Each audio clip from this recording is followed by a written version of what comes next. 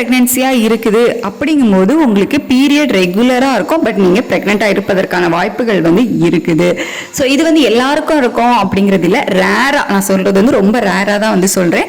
Ectopic pregnancy, அதாவது டியூப்லேயே குழந்தை வந்துட்டு ஃபார்ம் ஆகும்ல ஸ்டார்டிங்கில். ஓவலேஷன் முடிஞ்சதுமே நான் நிறைய வீடியோவில் சொல்லியிருக்கேன், ஓவலேஷன் முடிஞ்சதும் டியூப்ல தான் நமக்கு பேபி ஃபார்ம் ஆகும். அந்த கருமுட்டையும் செமனை மீட் பண்ணக்கூடிய இடம் வந்து அந்த டியூப். ஸோ அந்த ஃபெலோப்பியன் டியூப்லேயே பேபி ஃபார்ம் ஆகிட்டு அங்கேருந்து உருண்டு வந்து கர்ப்பப்பை சுவரில் பதிஞ்சு வளர ஆரம்பிக்கணும்.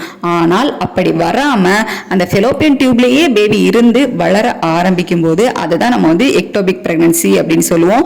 அதிலிருந்து பேபி பெருசாக பெருசாக டியூப் வந்து வெடிக்கிறதுக்கான வாய்ப்புகள் கூட இருக்கும். பீரியட் மிஸ் ஆகி உங்களோட ப்ரெக்னன்சி கன்ஃபார்ம் ஆகுது அப்படின்னாலும் கண்டிப்பாக ஒரு 10லிருந்து 20 நாளுக்குள்ள நீங்கள் ஸ்கேன் பண்ணி பேபி எங்கே இருக்காங்க, யூட்ரஸ்க்கு நம்ம கர்ப்பப்பை சுவரில் பதிஞ்சு வளர ஆரம்பிச்சிட்டாங்களா இல்லை டியூப்லேயே இருக்காங்களா அப்படிங்கிறத செக் பண்ணிக்கோங்க.